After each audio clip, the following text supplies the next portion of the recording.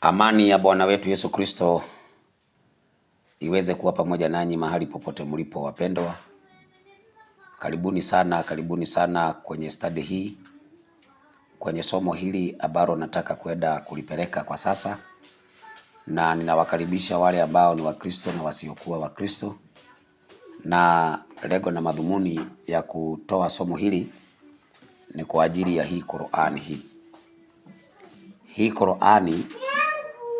Qur'ani hii ni kitabu ambacho kinaaminika kwa sasa katika dunia. Watu karibu bilioni 2 wanakiamini ya kwamba ni kitabu ambacho kimetoka kwa Mungu. Na katika Uislamu kuna maulama, kuna maimamu, kuna mashehe na kuna maustadhi. Na katika bara la Afrika tuna walimu ambao wanategemewa katika Uislamu. Tanzania kuna walimu ambao wanategemewa, na ninataka niweze kumtaja mmoja, anaitwa Shafii ambaye anapatikana Tanzania kule Dar es Salaam. Aliweza kutumia aya ya Qur'ani 15 mstari wake ni wa 9, ambaye inasema sisi ndio tulioteremsha mawaidha haya na sisi ndio tutakayoyalinda. Lengo la kutumia hiyo aya ni kwamba Qur'ani ala ameilinda, na Qur'ani haijatiwa mikono, Qur'ani haijaharibiwa. Hivyo ndivyo Waislamu wanavyosema. Lakini Waislamu wanaposema hivyo ni kwa sababu wao wanaamini Qur'ani ni kitabu cha Mungu. Sasa sisi Wakristo hatuamini wala hatukiamini kitabu hiki.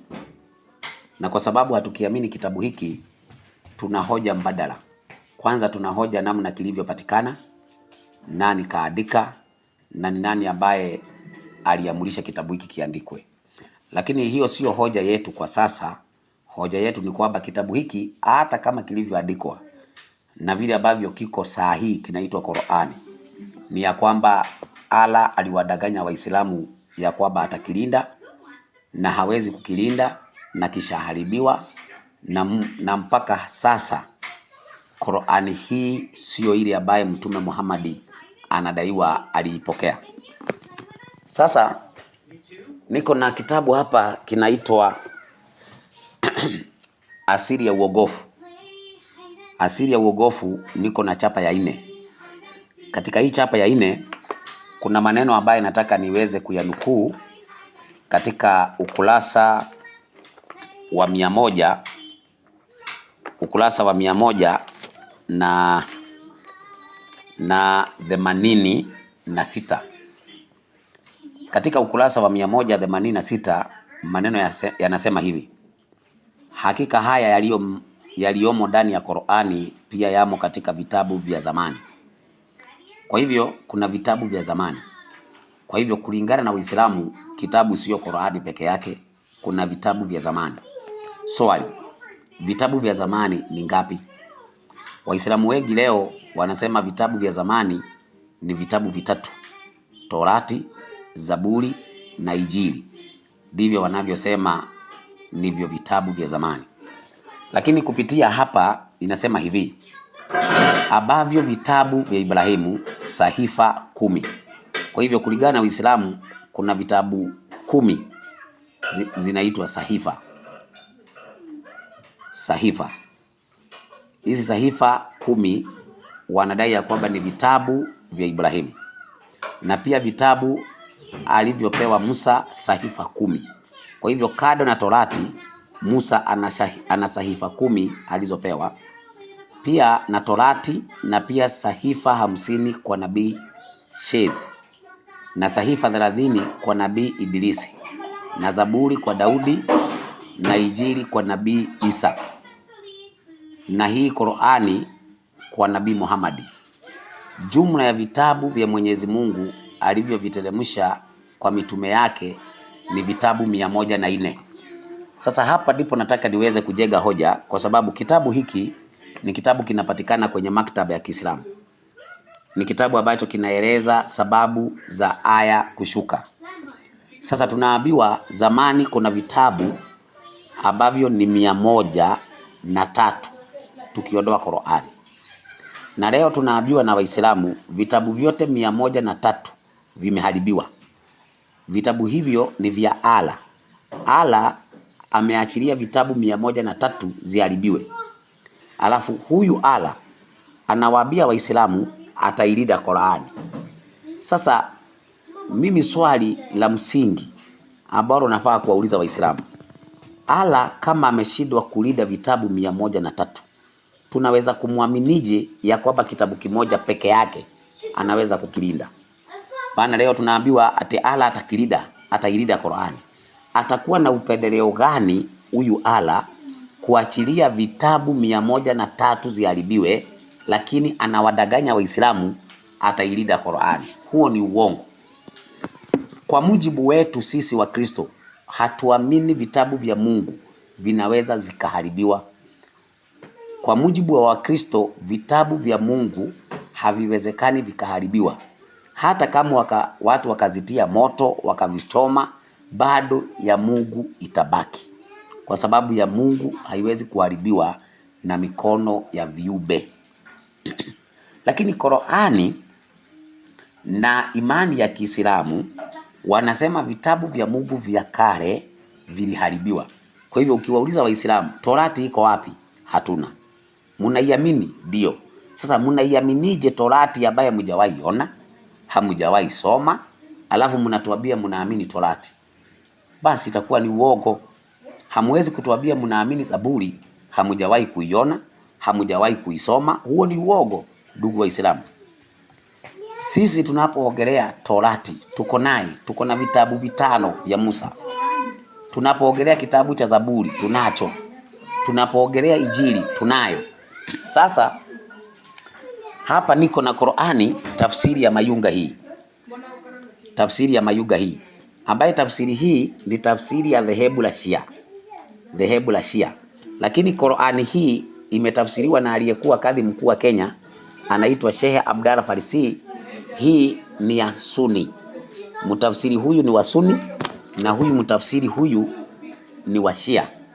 Lakini ameweka mambo wazi. Kitu ya kwanza, anaweka wazi ya kwamba Qur'ani ambayo iko mikononi mwa Waislamu kwa sasa ni Qur'ani ambayo imeandikiwa Misri. Yule ambaye ameiandikia Misri aliandika baada ya kuamrisha Qur'ani za zamani kuweza kuchomwa moto. Zilikusanywa zote, alafu zikachomwa moto. Alafu akaamrisha hii iweze kukusanywa aliyokusanya yeye. Na ili isije ikawa ni maneno yangu, naomba niweze kuyanukuu ndani ya Qur'ani hii, tafsiri ya Mayunga. Katika ukurasa wa 600 katika ukurasa wa 600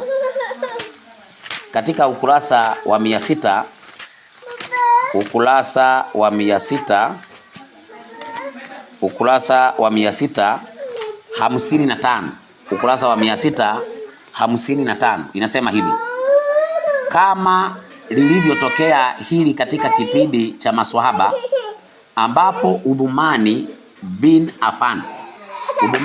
Affan alichoma misahafu na akaagiza kwa wawakilishi wake wote kuwa misahafu yote ichomwe moto isipokuwa ile aliyokusanya yeye.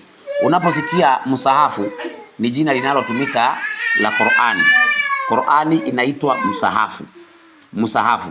Kwa hivyo kuna misahafu ambayo ilichomwa moto, na ilipochomwa moto Uthmani bin Affan akaamrisha akusanye yake. Uthmani bin Affan wakati anapoamrisha Qur'ani ikusanywe ako Misri. Kuna mahali Muhammad alikanyaga Misri? Hakuna mahali Muhammad amekanyaga Misri. Hakuna mahali Muhammad amekanyaga Misri. Kwa hivyo Qur'ani hii ambayo iko mikononi mwa Waislamu saa hii, hii ni Qur'ani iliyoandikiwa Misri na ikakusanywa na Uthmani bin Affan.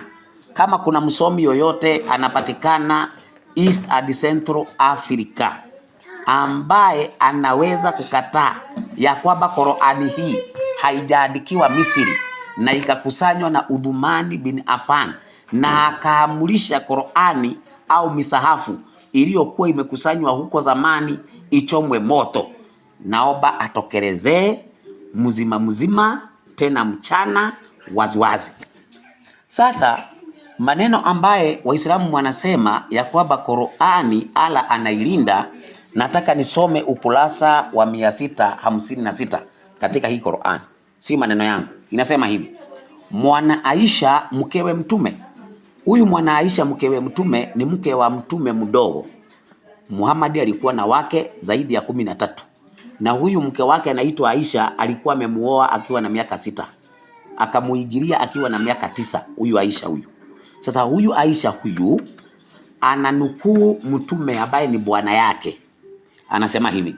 Anasema katika uhai wa Mtume, Suratul Ahzab ilikuwa ikisomwa ikiwa na aya 200. Lakini Uthmani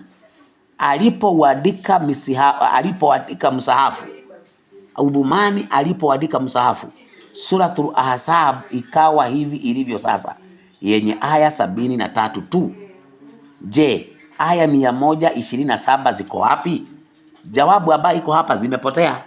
Alafu nyinyi mnatuambia Allah anailinda Qur'ani, Allah ndiye ameteremsha Qur'ani, Allah ndiye anailinda. Allah anailinda Qur'ani gani? Hii yenye kuandikwa na Uthmani ambaye Suratul Ahzab ilikuwa na aya 200, lakini saa hii iko na aya 70. Wanauliza aya 127 ziko wapi? Zimepotea. Sasa mtakujaji mtuambia Allah anailinda Qur'ani. Katika kipengele ba, Mwana Aisha anasema kwa hakika ilishuka aya rajim na aya ya Dhurtul Kabil mara 10. Na ukurasa wa aya hizo ulikuwa chini ya kitanda changu. Mara alipofariki Mtume, tukashughulika na kifo chake. Akaingia ndani mnyama wa kufugwa na akaula ukurasa huo. Kama ukurasa wa Qur'ani umekuliwa na mnyama, ukurasa wa Qur'ani umekuliwa na mnyama, Qur'ani nyingine imepotea. Sasa mtakujaje Waislamu mtuambie Qur'ani Allah anailinda? Kitabu ambacho Mungu amekilinda mpaka wa leo ni kitabu hiki. Hiki kitabu kinaitwa Biblia, kinabeba vitabu vya manabii. Vitabu vya manabii viko hapa, havijaharibiwa. Lakini kitabu hiki cha Qur'ani ni kitabu ambacho hakiwezi kuongoza jamii kwa sasa, kwa sababu sio kitabu cha Mungu na Mungu hana habari na kitabu hiki. Ni story za Abu Nuwasi ambazo ziko hapa, na Waislamu ninawaomba mtakapofuatilia somo hili, kwa sababu nitaendelea na topic hii kwenye sehemu ya pili. Nitaenda kuongelea namna Qur'ani hii ilivyokusanywa, namna Qur'ani hii ilivyoandikwa. Ndivyo utaona ya kwamba hakuna mahali Mungu anapopatikana kwenye uandishi wa Qur'ani. Mubarikiwe.